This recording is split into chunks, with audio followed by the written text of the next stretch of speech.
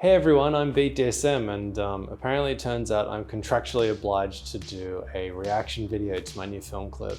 I guess my first reaction would be double check what you signed, because it might come back to bite you in the ass and you might have to do something like this. The idea for this film clip was pretty simple. We thought, what could we do that's cost effective? Say a little Skrilla. I guess we landed on the idea of filming it in my garage. Now the problem is, this is a bit of movie magic, and you guys might not be familiar with this, but often when you're filming somewhere, the thing you've got doesn't look like the thing it actually looks like. So for example, no actor on set is really drinking milk. If you see a shot where they're drinking milk, they're actually drinking about 95% acrylic white paint mixed with a bit of water, which is why you'll often see the actors take a sip and then vomit directly after the take is finished. We thought once we got going, it was actually easier to use the volume set that you might be familiar with, which was used on The Mandalorian. So this is all LED panels made to look like a real garage with some dog shit in the background, but yeah, it's quite amazing what they can do with technology now. Yeah, so this bit, can you just pause it? Sorry, can you just pause it? Yeah, so pause this. Can you pause it? Just pause it.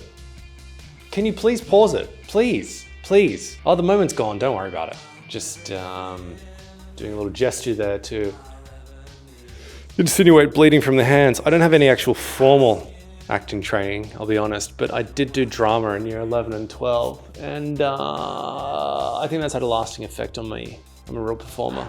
It's natural, kind of natural. You can see here I'm playing what's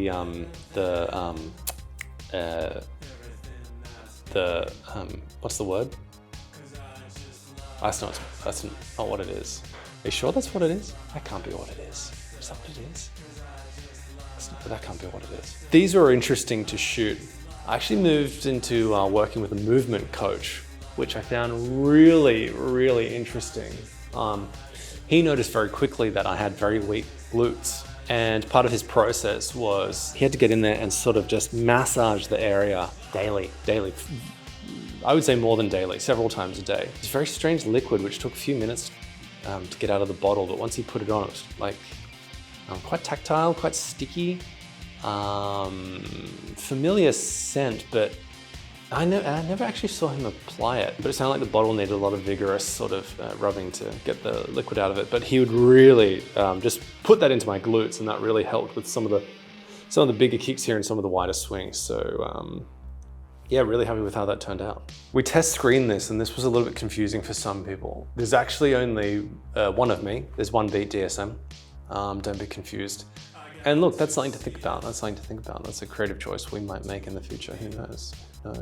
Okay, that's a stunt double. That's me. That's a stunt double. I think that's is that the stunt double? Is that the stunt double or is that me? That's me.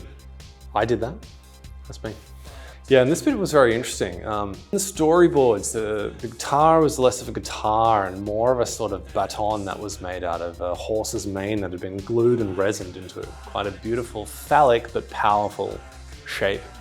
That was there to sort of symbolize masculinity and power and horses themselves. But I think the white guitar had a very similar effect, and I think a lot of people will recognize the similarities between those two items.